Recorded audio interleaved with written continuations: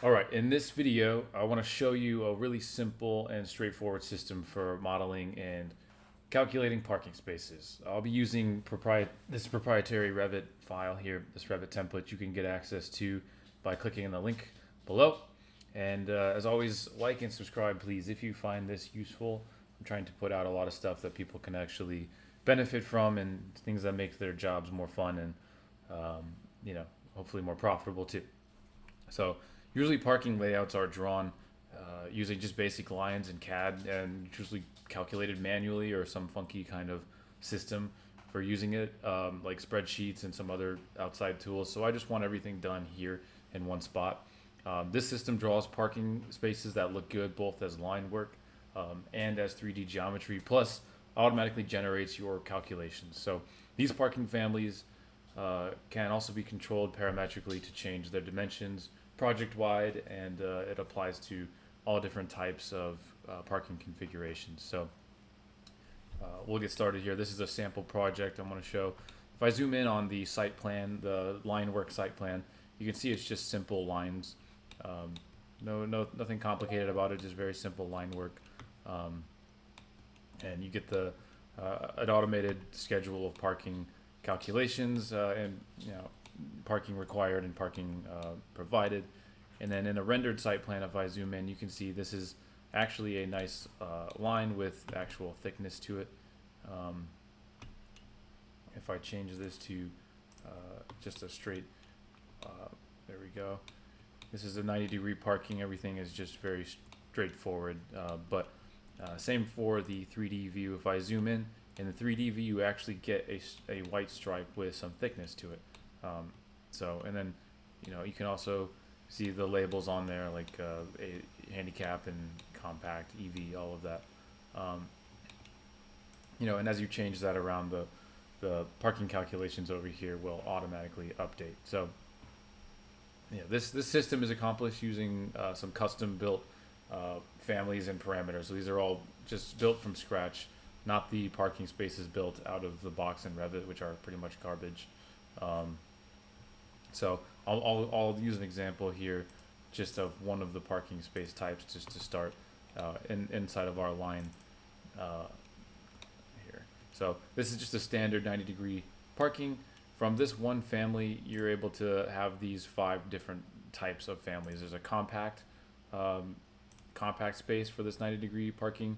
There's a row of compact parking spaces. So there's this little arrow, and you can draw this as long as you want, and then you'll see under cars provided and compact provided will automatically update as you stretch this out. You have a row of parking that's just your standard non-compact. You have an ADA space and an ADA van space, and both of these you can change which side the aisle is on just by checking these boxes. So, and then the other cool thing is all of these families you have parameters you can just add and change to them without changing the type. So this compact space, if I wanted to add wheel stops to this, it'll add it to all of them. Same with the ADA space. If I have a wheel stop, it'll have a wheel stop. If I want to make any of these an EV space, just check EV, and then it pops the EV symbol on there. Or just the standard space, we can do it, and you'll see that reflected up here in the data as well. And then if we expand on this, you have that same system for not just the 90-degree, but for the angled parking and for the parallel parking as well. We can add wheel stops to all of these and make any of them also an EV space. And that'll again change your calculations up here.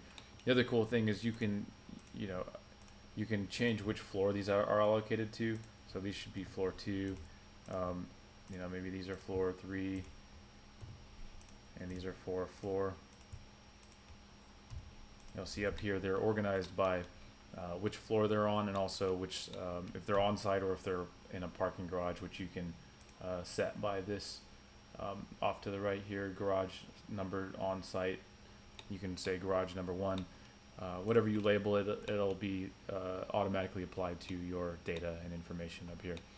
So that's cool. So The next thing is the parking dimensions, and that's where this really gets cool. Is the parking dimensions are controlled globally through these global parameters, these custom global parameters. So, and it's applied by parking type. Um, uh, so the standard space, 9 by 18 is the standard space.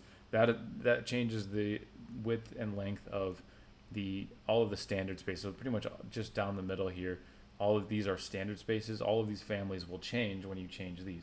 Same with the compact spaces. It'll only affect it'll affect all the 90 degree, the 45, and the parallel. All of the compact spaces project wide will change when you change these. Same with ADA van length, width, ADA length, width, and the accessible aisle is also changed separately for all of the ADA. So that's project wide, and once you set it, you're done with that. That's the way I imagine it should work.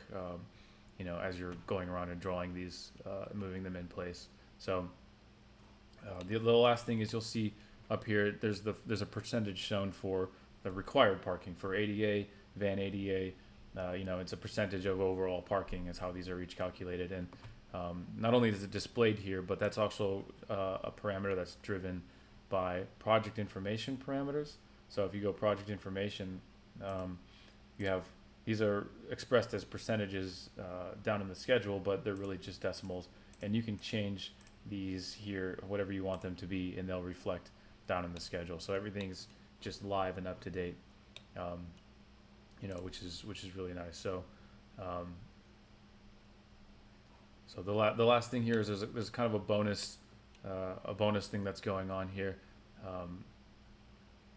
We want to switch over to a sample project that, okay, here's a new one. But if I go to, sorry, this needs to be sample project 5. If I go to a rendered view, now we have all these automated cars in here. So the truth is, as you're drawing these parking spaces, automatically you're going to get these cars driving around. Some of them are parked, some of them are actually driving in the aisle, and they'll be facing the right direction as long as you don't mirror things. For instance, if I click this, I can actually add another set of cars here, but it's going to kind of collide with another one, so I have that turned off. And you can kind of just mix and match cars 1 and cars 2. You can turn one of them off. I can turn both of them off here. But as you draw them, they're automatically drawn in. At least one set of cars is drawn in to get a mix. So, if I switch to a bigger project,